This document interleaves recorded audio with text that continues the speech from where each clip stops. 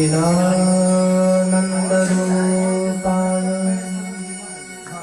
विश्वोत्पत्त्यादिहेतवे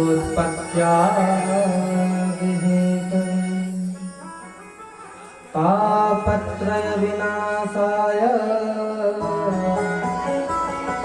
श्रीकृष्णाय वयं नमः।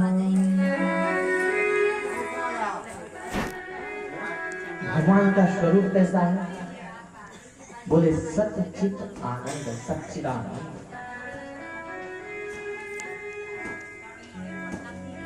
सत्य का मतलब होता है शाश्वत, टिकाऊ, जो कभी समाप्त ही नहीं हो सकता। चित्त, विचारना, चेतना। चित्त का अर्थ होता है चेतना, मान्यता। और आनंद तो उसे कहते हैं जिसे हमें हमारा आकर्षण हो जाए।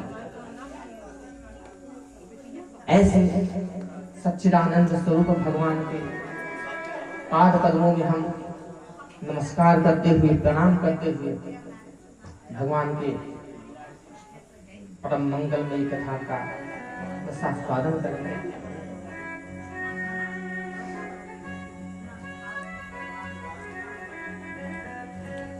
भासते प्रकाशते इति भागवत हमने पहले बताया, जिससे संपूर्ण जगत में प्रकाश फैला है। हमें आपको यदि अंधकार में कहीं जाना पड़े तो प्रकाश का सहारा लेना पड़ता है, लेकिन मेरे कन्हैया को किसी का सहारा नहीं चाहिए। क्यों? क्योंकि वो स्वयं प्रकाश पुंज है।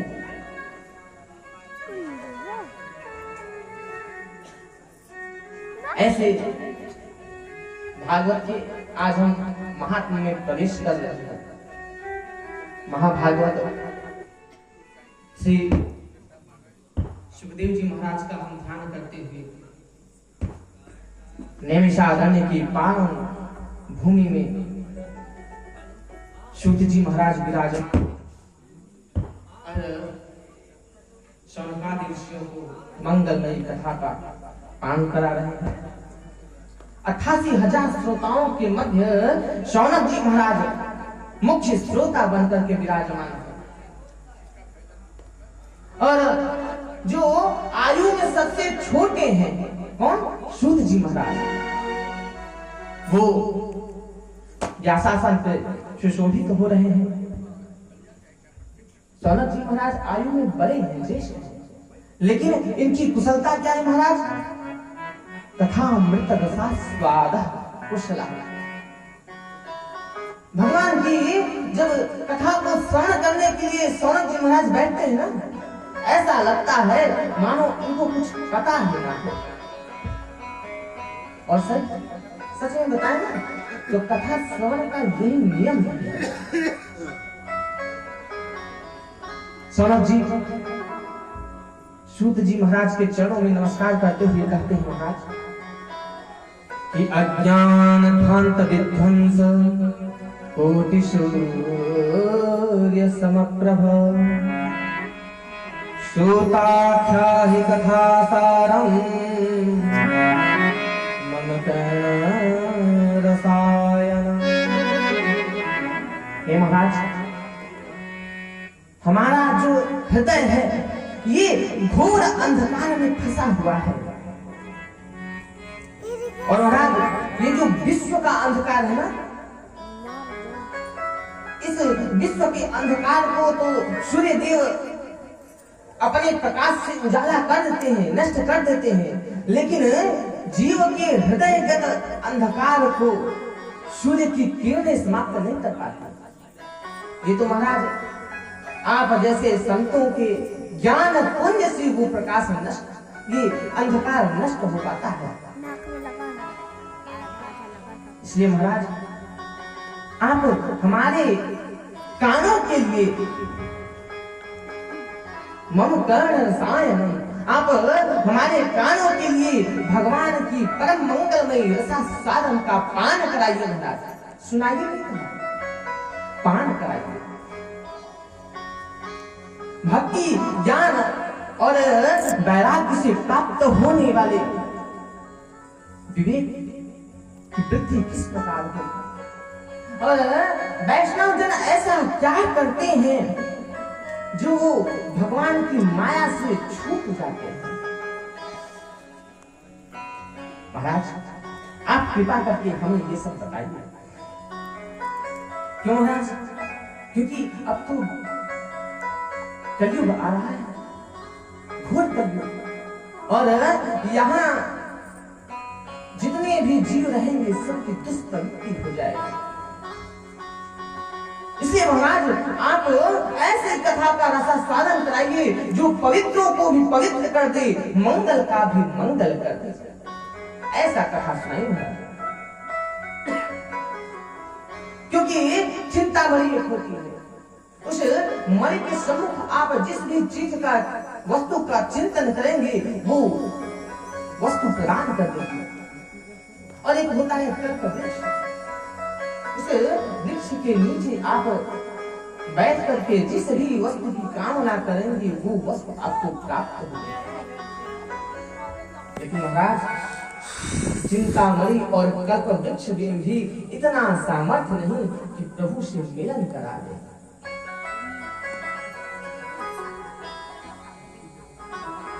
सूत जी महाराज बोलते हैं, संतादेशों आपका स्नेह देख करके हम आपको समस्त शास्त्रों का सार ही सुनाने जा रहे हैं, जो संपूर्ण विश्व के भय को समाप्त कर देगा। उसे आप सावधान होकर के सुनिए, सावधान तैयार सुनिए। देखिए, जब कोई बहुमूल्यवान वस्तु किसी को आप देते हैं तो कहते हैं ना, यार इसको थोड़ा संभाल के रखना, बड़ी मूल्यवान है। उसी प्रकार यहाँ इन्होंने बताया कि सावधान तैयार सुनो। ऋषियों आप सावधान होकर के सुनिए।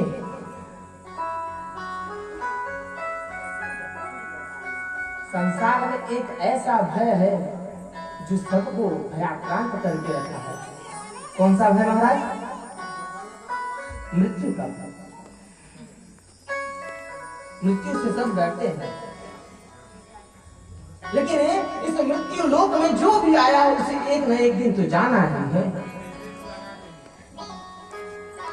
और हमारे एक नहीं अनेक जन्म जन्मांतर के जब पुण्य का उदय होता है तब जाकर के हमें ये श्रीमद् भागवत महापुराण श्रवण करने का अवसर प्राप्त होता है।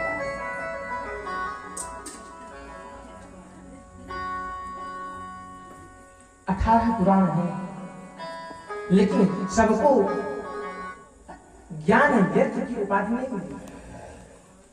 ज्ञान यज्ञ तो केवल श्रीमद् भागवत है।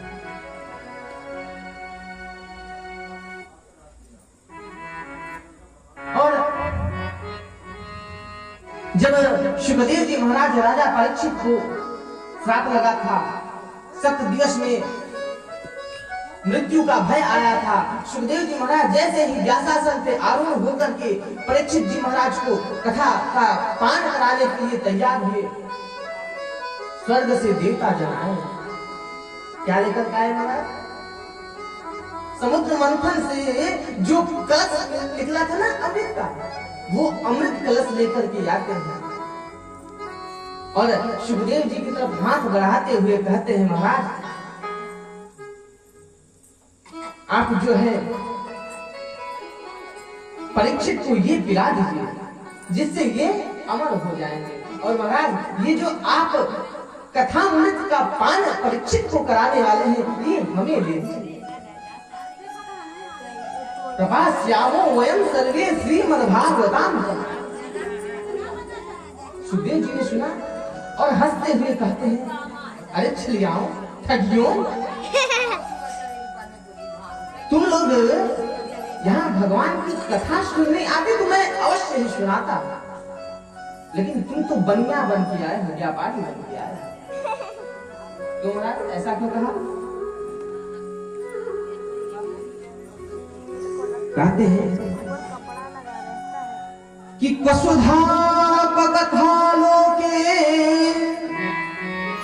वकाचः कमरिमः ब्रह्मरात्रो विचार्येम तदा देवान् जहास।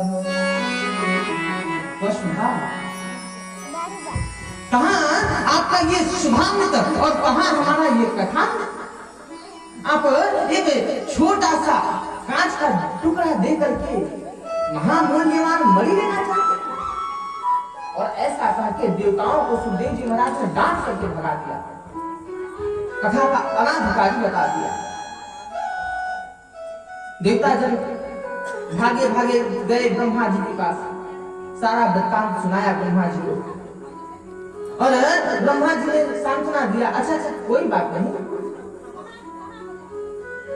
और 7 दिवस के बाद जब राजा परीक्षित को मुक्ति प्राप्त हुई तो धाता अति विस्मितः, ब्रह्मा बाबा भी आश्चर्यचकित हो गए।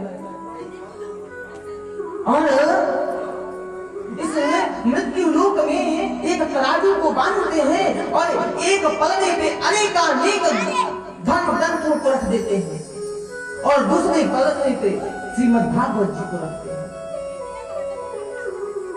अपनी महिमा के कारण भागवत जी वाला पलड़ा नीचे झुक गया।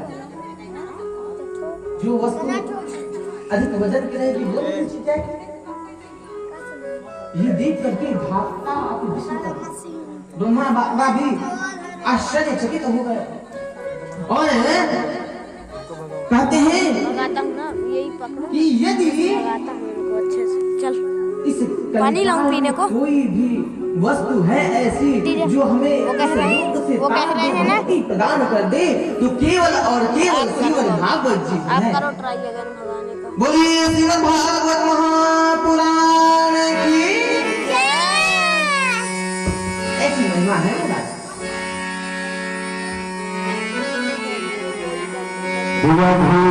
सरकार की जय।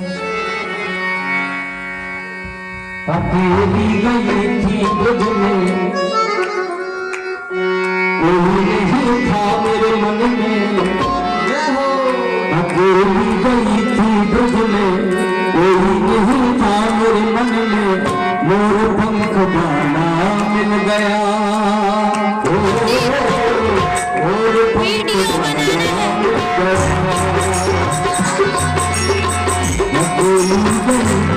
अकेली गई थी ब्रज में, कोई नहीं था मेरे मन में।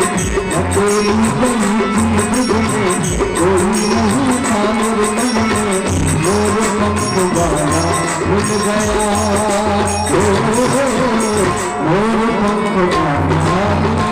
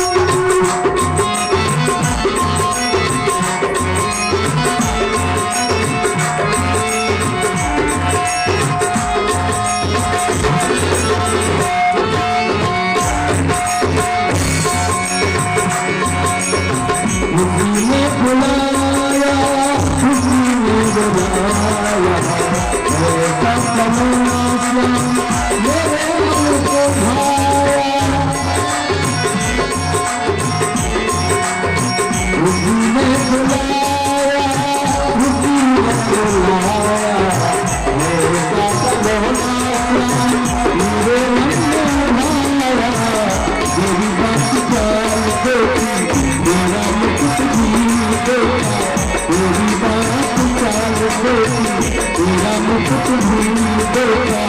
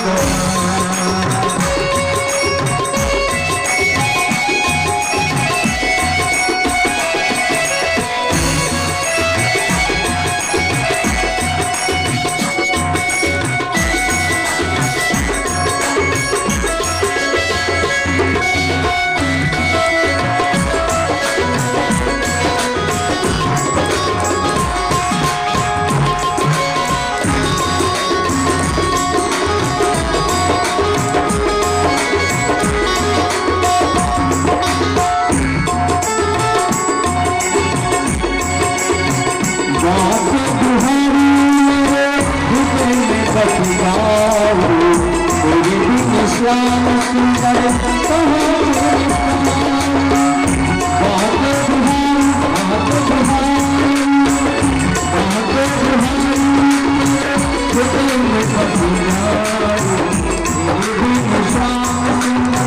कहाँ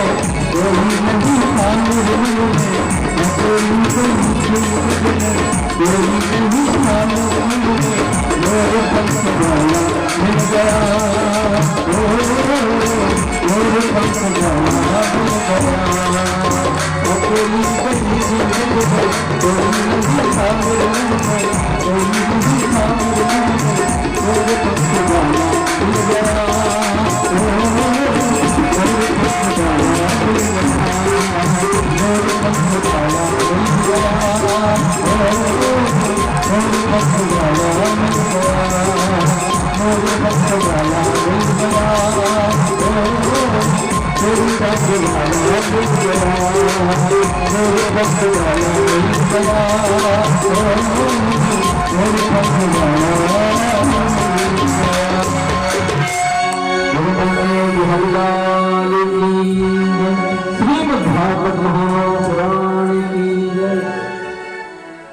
सनत जी महाराज कहते हैं महाराज वो सब तो ठीक है, लेकिन ये 7 दिन में सुनने की परंपरा कैसे चालू हुई और सबसे पहले किसको सुनाया? कहते हैं महाराज सबसे पहले सनकादिक ऋषियों ने देवर्षि नारद जी को ये सुना करके 7 दिन में सुनाने की परंपरा प्रारंभ